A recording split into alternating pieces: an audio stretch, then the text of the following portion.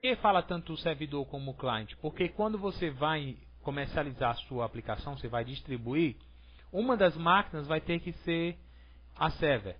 E as demais máquinas vão ser as máquinas client, ok? Ok. Então, para as máquinas que estão se conectando com o teu banco de dados, você não tem que instalar tudo nela. Você precisa instalar apenas uma biblioteca, que é uma biblioteca de conexão.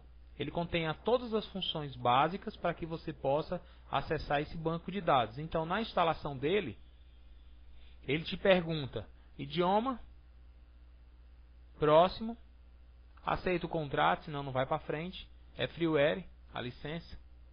Uma pasta de instalação, certo? Está instalando dentro de arquivo de programa Firebird 2.1. E aqui tem a opção, ó. Na máquina server, você vai fazer a instalação completa do SuperServer ferramenta de desenvolvimento. Deixa marcada a opção SuperServer. Componentes do programador e ferramentas de administração. É uma instalação pequena, porque você está fazendo a instalação do servidor. Vai para frente. O nome da pasta que ele vai criar aqui, para você acessar as funcionalidades do programa. E aqui a parte de configuração. Vai rodar como um serviço. Qual a diferença de rodar como serviço e rodar como aplicação? Você rodando ele como serviço, você vem iniciar configurações, painel de controle, ferramentas administrativas, serviços. Você vai achar aqui dentro um serviço chamado Firebird. Não é Firewall, é Firebird. Certo? É o software que vai ficar escutando as requisições dos programas clientes. Você deixa ele rodando como serviço, porque aí ele não fica aqui na tua bandeja. Por exemplo, tudo isso aqui está rodando como aplicação, certo? Ó, são os aplicativos. Então, se você deixa ele rodando como aplicativo, se o cara vem aqui, isso aqui é um antivírus, eu não sei o que é, botão direito e dá um sair do Firebird, aí toda a tua aplicação para de funcionar, certo? Ok. Então você deixa ele rodando como serviço. Uma outra vantagem é que quando o teu sistema operacional é carregado, você tem a opção de colocar lá na parte de serviços, por exemplo, selecionando um desses serviços, como vai ter o banco de dados, tipo de inicialização, ó, automática. Você não precisa toda vez que entrar no seu programa ter que startar o Firebird, entendeu? Ok. E aqui já vem a opção, ó. Tá aqui é o português, acho de Portugal aqui, ou então eles traduziram legal, né? Eles colocaram Iniciar em isso, não é? É um português, você sabe aí, né? Você conhece, sem dúvida. não é? Vê se o sistema arranca. É. Arranca. Instalar a aplicação no... Hã? É, motor de arranque mesmo. É o engine dele, né? Então, instalar a aplicação no painel de controle, mesma coisa, certo? Porque ele vai criar um íconezinho aqui para poder você acessar o Firebird. Geralmente é um íconezinho amarelo de uma Fênix. E aí, ó, seguinte, não tem o que fazer, ó. Instalar, fez a instalação do servidor. Só aguardar aí essa... Você vê que é muito simples, praticamente não mudei nada. Só fui dando next mesmo. Até ele terminar de fazer a instalação. É por isso que o pessoal gosta desse banco. Porque ele é simples para instalar. Ele tem bons recursos para se trabalhar com ele. Ele está concluindo aí, criando diretório, fazendo o que tem que fazer. A concluir. Vamos ver aqui. E aí na hora que ele instala, tem um arquivo que são dois arquivos que são interessantes, né? Você entender sobre esse programa. Já terminou, ó. Seguinte, ó, iniciar ele agora e você tem a opção de ver o que há de novo nele. Vou desmarcar isso aqui. Apenas iniciar o serviço. Concluir o programa. Ele não aparece aqui porque ele não está rodando como aplicativo. Está rodando como serviço. Então, se a gente vir agora em painel de controle, olha só, já criou aqui essa Fênix, né? Aqui você vê que ele está rodando porque está com a opção de stop. Agora eu parei ele, ó. Não está rodando, né? It's not running. Agora eu posso startar. Se ele está assim, quer dizer que ele está parado, ó. Então ele está executando. Está rodando como serviço, ó, e o start dele é automático. Reiniciei a máquina, automaticamente ele já passa a ser executado, ok? Se a gente vir aqui, botão direito, ó, gerenciador de tarefas, processos, olha só ele, ó, FB Guard. Usa pouco recurso, ó. Colocar aqui por ordem de memória. Onde é que ele está, ó? Tá aqui, ó, tá vendo? FB Guardian, ó, Firebird Guardian. Então tem outros softwares aqui que estão matando a minha máquina. Um deles é o antivírus, ó. Ok. Ferramentas administrativas, serviços. FB, ó, olha só. Informações sobre o banco de dados. Tá vendo aqui o Firebird Guardian? Sim. Iniciado, ó. Automático. Isso. Cliquei 2 vezes, ó. Tá automático. Então aquela telinha e aqui o caminho, ó. Onde está o programinha que ele instancia, ó. Toda vez que o Windows entra, ele executa isso aqui, ó. FB Guardian -S e o nome da instância dele, ó. Default Instance. Ó, automático. Simples. Posso parar ele aqui. O servidor está parado. E posso startar também ele aqui. Geralmente quando você vai desinstalar ele, você tem que dar um stop. Porque senão ele vai dizer que não consegue apagar o diretório porque o aplicativo está sendo utilizado, certo? Então você viu que é simples, né, a instalação? Se fosse fazer a instalação agora do client. Acabei de instalar o Firebird, agora estou indo para uma outra máquina onde eu vou fazer a instalação da ferramenta client. Executo esse programa. Escolho o idioma, está falando que já tem uma instalação anterior, ele não vai deixar prosseguir. Aí eu iria lá naquele combo box e coloco assim, instalação mínima, que é a instalação client dele. E é a mesma coisa, next, next, ele vai fazer a instalação do Firebird. Ok? Ok. Firebird, aqui é a pastazinha dele, ó, interessante. O que a gente tem que aprender aqui nessa parte do Firebird? É esse arquivo aqui, ó, aliases.conf. Esse arquivo aqui é um arquivo interessante, que é um arquivo de apelido.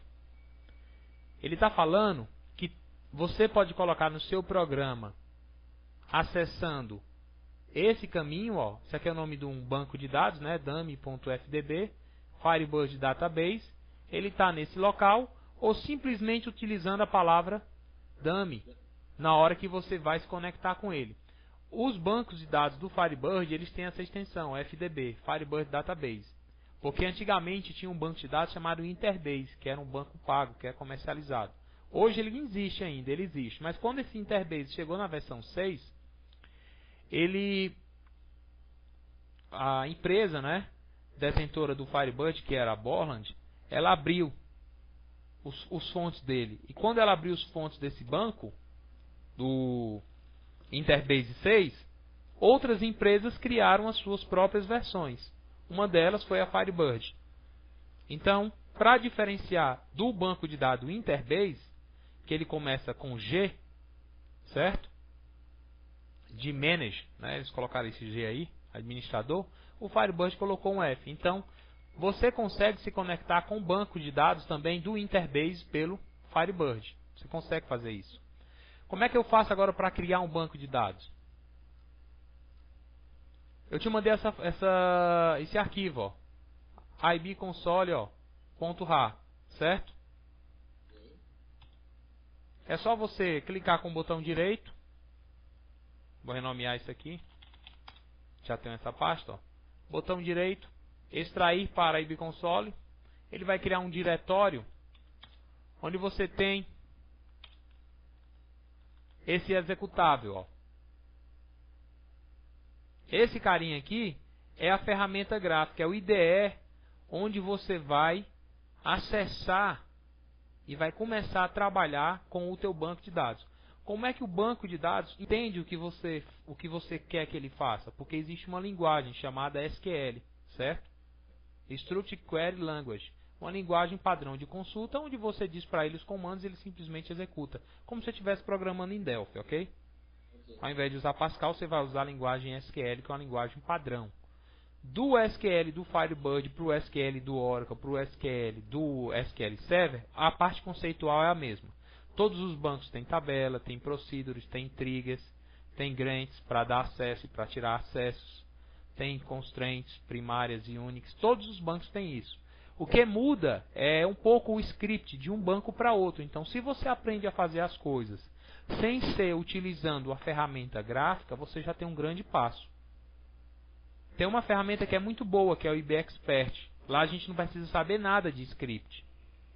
Mas é o que acontece, quando você for para uma outra linguagem, você vai ficar preso também à ferramenta gráfica da outra linguagem. Porque você não tem a noção de como funciona a parte de banco, né? Os comandos para criar, alterar a coluna, né? Então o ideal é sempre aprender um pouco dessa parte braçal, porque até mesmo quando você chega num cliente e se você não tiver o teu IB Console e você tiver uma outra ferramenta que você não está acostumado, você não vai nem para o IDE dela, você vai direto nos comandos e você consegue fazer o que você precisa, ok? Bem, quando você abrir a sua ferramenta, ela vai estar assim, sem nada, branquinha. Então o que eu tenho que fazer? Registrar um servidor. Está na minha máquina local, porque eu sou o próprio servidor. Vou dar uma descrição, vou chamar de local. Ele pergunta quem é o usuário que você vai usar para se conectar. É o sysdba, certo? Database Administrator, sys de sistema, certo? De system. Então é o administrador do sistema de banco de dados, é o sysdba. E esse cara tem uma senha padrão. Então toda vez que você instala um banco de dados, existe um usuário que é o default, certo? Que é o cara que faz tudo dentro desse banco. No SQL Server você tem o SA. No Oracle você tem o System. E no Interbase você tem o sysdba, ok? Então o sysdba ele tem uma senha. Essa aqui, ó, Master Key. É a senha padrão dele. Master Key. Eu vou usar essa senha para me conectar. Ele pergunta se eu quero startar ele. Não, porque ele já está startado, certo? E aqui eu tenho as opções, ó, banco de dados, backup, log e os usuários. Eu tenho apenas esse cara, ó, sysdba, que ele é o meu administrador. Se você for em Modify User, você pode trocar a senha do carinha, entendeu? Do sysdba. Assim como se você quiser criar outros usuários, você pode fazer. Então uma pessoa que é o administrador de banco de dados, que é o DBA, a função de DBA, ela não fica dando a senha do sysdba para todo mundo, ela não pode fazer isso. A única coisa que ela faz, ela instala o banco, troca a senha do sysdba, cria um outro usuário, e você diz assim, você quer criar um banco de dados? Tudo bem, eu vou criar um banco de dados para você, quem cria é você, que é o DBA, cria um banco de dados lá com o nome que o cara pede, cria um usuário para ele e diz, olha, a sua senha é essa, o seu usuário é esse, e o banco que você vai trabalhar é esse. Porque aí o cara só vai fazer as coisas dele dentro daquele banco de dados, certo? Se você der o Master Key para o cara, ele pode até ferrar com a sua aplicação, né? Então o que eu tenho que fazer? Database, botão direito, criar um banco de dados. Ele pergunta o local onde eu vou criar esse banco de dados. Eu vou colocar aqui numa pasta, simplesmente no Drive D, ó, da minha máquina. Vou colocar d:/emidio.fdb. E ele pergunta o tamanho das páginas que eu vou utilizar. O que é esse tamanho de página? O tamanho de página, quando você está trabalhando com tabelas, as informações estão salvas aonde? Em colunas. O conjunto de colunas você tem uma linha. Aquela linha tem um tamanho, é uma página, certo? Às vezes uma linha precisa de mais de uma página para ser gravada. Por exemplo, se eu estiver falando rápido, aí você me avisa, entendeu? Renato, só uma pergunta. Isso é gravado, não é? Isso é o quê? Essa aula ela é gravada. Tá gravando aqui, ó. Ah, tá. Porque aí, senão eu tenho que escrever. Não, não é para escrever nada. Tá. Ok? Não precisa escrever nada. Então eu tenho aqui, ó, a minha tabela. Aqui eu tenho aqui a minha tabela. Ela possui várias linhas. Nem com a régua eu consigo deixar isso reto. E eu tenho várias colunas, ok? Na parte lógica, eu estou gravando aqui as minhas informações. Para o meu usuário, eu estou gravando tudo numa única linha. Tudo bem. Estou gravando numa única linha. Só que na hora que eu vou salvar isso aqui fisicamente, digamos que essa informação A aqui, ela tenha um tamanho de 200K, essa informação B tenha um tamanho de 300K e essa informação aqui C tenha um outro tamanho. Por exemplo, eu vou ter 300K e aqui eu vou ter 500K, ok? Então, eu tenho uma linha, ok? Cada registro é uma única linha ou dupla. Existem vários nomes que você dá para uma linha, né? A parte de banco de dados, a parte conceitual, você pode chamar uma linha simplesmente de linha, de registro ou de tupla, certo? E uma coluna, você pode chamar ela de coluna, pode chamar de campo e pode chamar de atributo, certo? Então, quando você ouvir esses nomes, tudo se refere a campo, coluna, linha, registro e tupla. Ok. Então, isso aqui me somou quanto? 1000K. 1000K. Então, a minha linha inteira, ela tem 1000K. Só que eu criei o meu banco de dados e coloquei uma página de 500K. Então, o meu page size lá no meu banco, ele é igual a 500K. Quantas páginas eu vou precisar para armazenar essa linha? 2 páginas, né? Então, eu vou ter que ter 2 páginas aqui. Ok? Então, eu tenho uma página 1 com 500 e uma página 2 também com 500. Renato, isso aí, o que é que isso aí na prática quer dizer? Quer dizer que quando você precisar pegar essa informação, ela é mais lenta, porque eu tenho que trazer 2 páginas para trazer uma linha. Se eu tiver uma terceira linha salva no meu banco, uma informação G, que ela tem tamanho de 50K,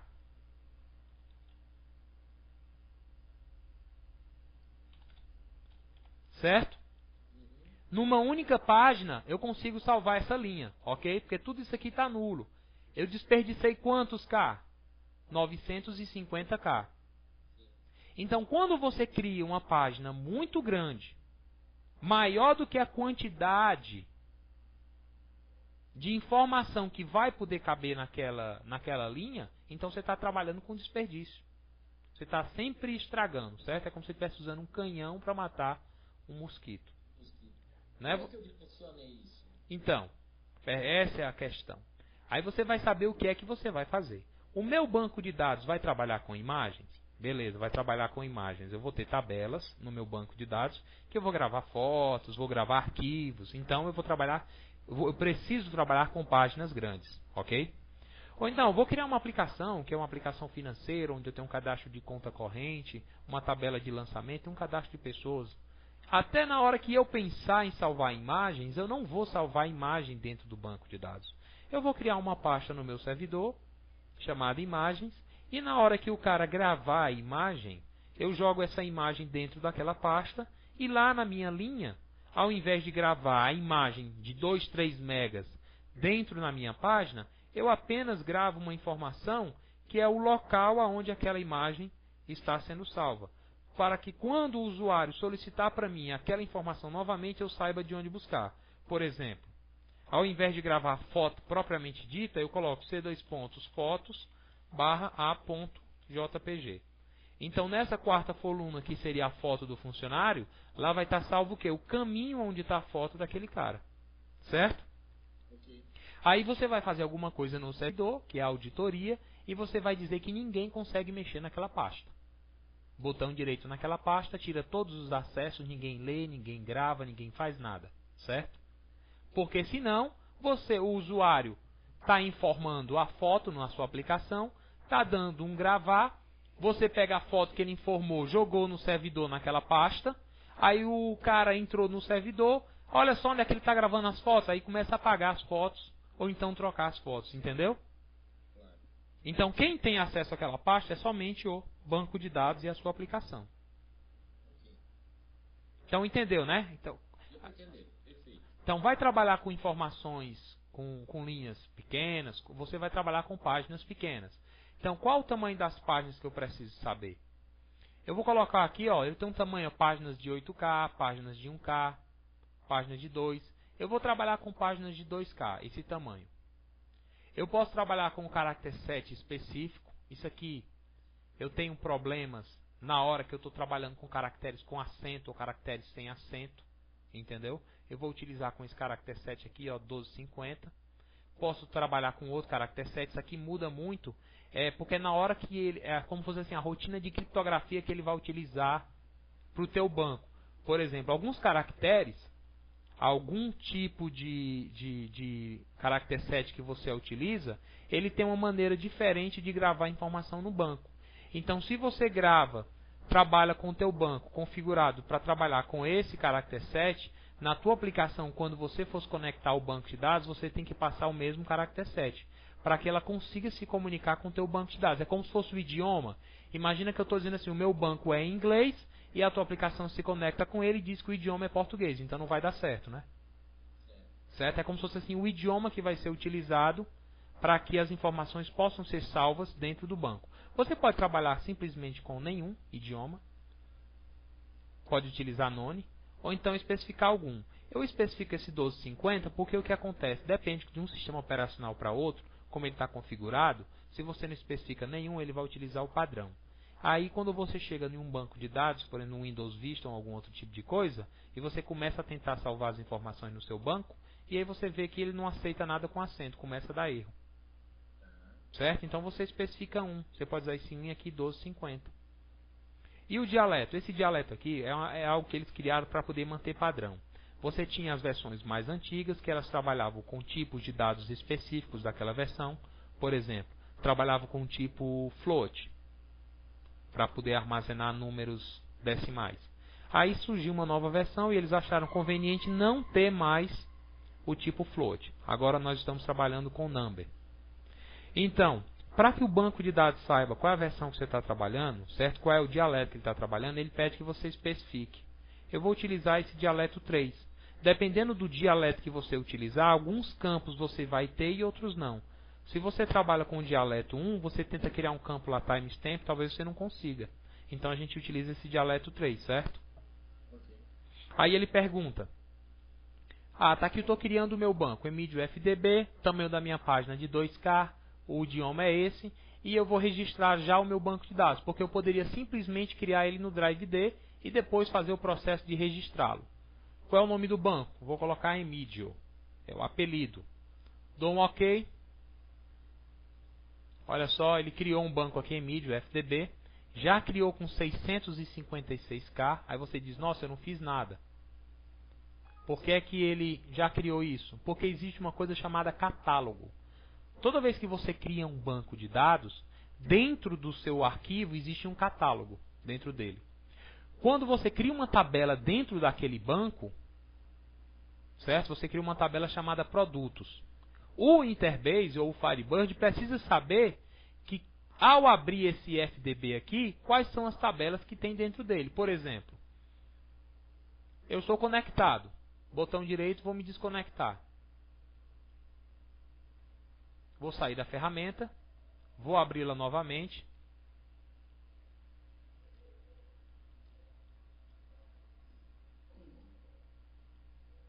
Pede a senha, ó, porque eu estou abrindo a ferramenta. Emidio, clico 2 vezes. Tables. Ele fala, nossa, não tem nenhuma tabela. Por quê? Porque não tem nenhuma tabela salva no seu catálogo, certo? Tem uma opção aqui, ó, dados do sistema. Ó. Quando você marca System Data, você consegue ver o catálogo, ó. Tá vendo? Tudo isso aqui, ó, é criada automaticamente quando você cria um banco de dados novo. Todas as transações que forem feitas ficam salvas dentro dessa tabela, Transactions. Observe que todas as tabelas do banco de dados, elas têm $1, certo? Certo. Para não confundir com as suas tabelas. Dificilmente você vai colocar $1 no nome de uma tabela sua. E ele coloca sempre um RDB na frente, ó. Agora tem essas aqui, ó. Então, os campos estão salvos nessa tabela, as exceções, informações, ó, de caráter 7, que é o teu collation. Então, tudo isso aqui é o teu catálogo. Tipo de dado, tudo está aqui dentro. Quando você criar um usuário, criar uma tabela, uma procedure, uma trigger, qualquer objeto que você criar, vai ficar salvo dentro do seu catálogo. Por isso que ao criar um banco de dados, ele já tem um tamanho inicial. Eu não preciso ficar acessando esse catálogo. Então, quais são os objetos que a gente vai trabalhar no decorrer do nosso curso? Vamos trabalhar com índices, domínios, tabelas, visões, procedures, triggers, geradores, exceptions, roles e user permissions, certo? O nosso curso vai abordar tudo isso. A parte de blob filter e de external functions, já veio com duas aqui, a gente não vai trabalhar. O que é essa parte de external functions? É quando você, além das funções que o banco de dados te disponibiliza, você precisa criar uma função especial. Você tem um conjunto de funções que o teu banco já trabalha e você diz, olha, além delas, eu estou precisando de uma nova, uma função específica para atender uma necessidade minha e eu sei que o banco não tem. Então você tem que entrar no C++, tem que entrar no Pascal, tem que entrar em alguma linguagem de programação, criar uma DLL e dizer que essa DLL agora faz parte do teu banco de dados. Então eu digo assim, isso é um outro escopo, porque eu vou ter que ensinar agora o cara, inclusive eu mandei isso no seu documento, entendeu? Porque foge, agora você não está vendo mais o SQL, você tem que aprender uma outra linguagem de programação. Na hora que a gente entrar na linguagem de programação, aí depois você vê como trabalhar com a parte de external functions, ok? Vamos para frente. Salvar logo essa aula, essa parte já tem uma boa parte salva.